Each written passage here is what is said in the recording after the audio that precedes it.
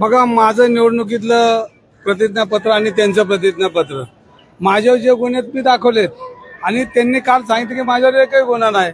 मग आता ते कायम म्हणतात कागदपत्र दाखवा, कागदपत्र दाखवा, कागदपत्र दाखवा. जे जे कागद मी पुरावे देतोय ते नाहीच म्हणतात. पण आता शेवटी त्यांच्या हाताने त्यांनी सही केलेलं जे प्रतिज्ञापत्र निवडणुकीमध्ये त्यातच 5-6 गुन्हे दिसतात. जे दलित वस्तीमध्ये जाऊन त्यांनी एक स्वच्छतागृह पाडलं आणि दलितांना बिल्डरांसाठी काम करताना ते चित्र जनतेसमोर त्यांनीच आणलंय, मी नाही आणलंय. आणि हे दलित वस्तीमधलं स्वच्छतागृह पाडून बिल्डरांना कसा लाभ होईल हे काम त्यांनी केलेलं आहे. आणि जैन मंदिराच्या बाबतीत मी बोलतोय, आता हा विषय वेगळा, पण त्यांनी जर ठरवलंच नाहीचा नन्नाचा पाडा केला, नाही म्हणत असेल तर समाजाला आणि जनतेला कळतं आणि त्यांच्या पक्षातल्या मान्यवरांना कळतं की हे बिल्डरांच्या पायी आपली निष्ठा कशी वाहिली. हे सगळं उदाहरण आपण पुणेकरांनी बघितलंय. कालच जैन धर्मांच्या त्या जागेवर काही शासकीय लोक गेले होते. तिथले साधू ज्या तळमळीने ते त्यांची बाजू मांडत होते की तुमचं कधीही चांगलं होणार नाही, तुमचं कल्याण होणार नाही, कारण तुम्ही समाजाची जागा हडपली. आणि जे गोखले नावाच्या बिल्डर आहे त्याचा जब तर मोहळ सारखाच घेतात, माझा मित्र आहे, माझा मित्र आहे, माझा मित्र आहे. पण ज्या जैन धर्मांनी तुम्हाला लाखो मतं या पुण्यनगरीत दिलीत त्यांच्याबद्दल बृहत शब्द सुद्धा हे काढत नाही.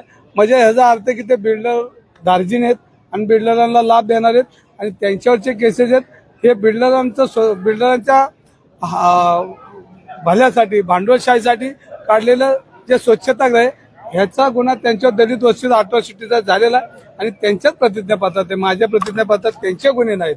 त्यामुळे ते जे बोलतात खरं बोलतच नाही, खोटं बोलतात पण रेटून बोलतात. इशारा देखील दिलाय का आता पुढे अजून याच्यामध्ये जोपर्यंत जैन धर्माचं मंदिर दिमागात उभं राहत नाही, वसतिगृह बांधल्या जात नाही, तोपर्यंत माझा हा लढा चालूच राहणार आहे. ह्याला कुणी मला ह्याच्यामध्ये कुठली राजकीय किंमत मोजायला लागली तर मी मोजायला तयार आहे आणि त्याची तयारी मी करून ठेवू. तुम्ही 2 प्रकारनं जमिनीची बाहेर काढणार आज दिवाळी आहे ना, आज सगळे मित्र परिवार बोलवले, त्यांच्यामध्ये आता काय बोलणार नाही. तर दिवाळी खाऊन उद्यापासून माझी परत मालिका चालू आहे. काल मोहोळ मुख्यमंत्र्यांना भेटले.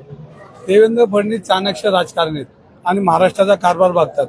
पण त्यांना जैन धर्मांना दुखून जमणार नाही आणि जैन धर्माने देशामध्ये त्यांना सर्वच योगदान या पक्षासाठी दिलेलं हे काही कोणाला सांगण्या इतपत आपण कोण खोळे नाहीत. आणि मग जैन धर्मावर जर एवढ्या मोठ्या प्रमाणामध्ये उठाव होत असेल, असंतोष होत असेल, त्यांचे साधू तळमळीने छाती मारून घेत आहेत. इतकी वेदना या पुणेकरांना, या जैन धर्माला या मुरली मोहळांच्या ग्रुपने दिले. त्याचा जाब विचारण्यासाठी देवेंद्र फडणवीस साहेबांनी बोलवलं असेल आणि थोड्या दिवसात देवेंद्र फडणवीस, मला विश्वास आहे की यांच्यावर कारवाई केल्याशिवाय राहणार नाही. हे मी सगळ्यांच्या साक्षीने सांगतो की ते प्रामाणिकपणे जैन धर्मांची बाजू घेऊन ते जैन धर्मांना न्याय देतील असा माझा विश्वास. तुमच्यावरती शिवसेनेने महानगर प्रमुख ही जबाबदारी दिलेली आहे. तुम्ही एकटेच भाजपचे विरोध करताय, पण लोकल स्थानिक पदाधिकारी तुमच्या बाजूने तुम्ही नाही असं चित्र दिसतं तुम्हाला. हे जे चित्र दिसत नाही चित्र वेगळं आहे. जे तिकडे चित्र उभं केलं हे सगळे आता का आपण तो शब्द म्हणतो की त्यांना सगळं वाक्य मला आता आठवत नाही, पण ही जी सगळी लोक जी आता दिसतात हे निवडणुकीच्या तिकिटासाठी, बिल्डर लोकांना मदत करण्यासाठी, आपलं जे काय आपल्यासाठी होणार आहे लाभ ह्या राजकारणातून, ती लाभार्थी लोक हे सांगतो ना मी, पूर्ण सांगतो. लाभार्थी लोकांची संख्या जास्त आहे. पण मला भारतीय जनता पार्टीमध्ये चांगला कार्यकर्ता हा माझ्या बाजूने, हा काय तुमच्या पुढे येणार नाही. सकाळी जैन धर्माच्या लोकांनी ना मला फेटा बांधलाय, तुम्ही लढा, आम्ही तुमच्या बरोबर आहे. त्यांचं कलर रंग त्यांचाच आहे. म्हणजे पुणेकर माझ्या बरोबर आहे, तोपर्यंत मी लढणार आहे. आणि या छत्रपतींच्या पुण्यामध्ये मी जन्मलो हा मला सार्थ अभिमान आहे. आज पुणेकर मान का व्हायना बोलायला सुरुवात झाली. अनेक लोक बोलायला लागले, काही लोक मोदी साहेबांकडे गेले, काय न्यायालयात गेले. पण हे जैन धर्मियांचं मंदिर आणि छत्रपतींनी सर्व जाती धर्मांना घेऊन या पुण्यनगरी बसणं स्वराज्याची उभारणी केली. त्या स्वराज्याच्या पुण्यनगरीमध्ये जर चुकीचे लोक धर्म अन्याय करत असतील तर त्यांना जर आपण त्यांच्या बाजूने उभं राहिलो तर त्याच्यासारखं पाप आपल्याला होणार नाही. म्हणून आपण कधी पुण्यनगरीच्या बाजूने लढणारा कार्यकर्ता म्हणून आपली भविष्यात नोंद होईल आणि त्यासाठीच आता आपल्याला काम करायचं. शिवसैनिक नाही दिसत तुमच्यासोबत. तुम्हाला हे सांगतो की भारतीय जनता पार्टीचा सच्चा कार्यकर्ता माझ्या बरोबर. भारतीय जनता पार्टी असणारे शिवसेना पुणेकर आहे. सगळ्यांनाच माझं जे बोलणं हे माझं तुम्ही एकटेच पुणेकरांसाठी भांडताय, हे शिवसेना कोणी तुमच्या सोबत नाही. हे जरा तुम्ही थांबा. भारतीय जनता पार्टीचे सर्व कार्यकर्ते माझ्याबरोबर आहेत, सच्चा कार्यकर्ता माझ्याबरोबर आहे आणि जे आहेत ते मला माझ्याकडे हे सगळी यंत्रणा येते कुठनं, तुम्हाला मी देतोय कुठनं, ही सगळी माझी यंत्रणा गुप्त यंत्रणा कामाला लागली.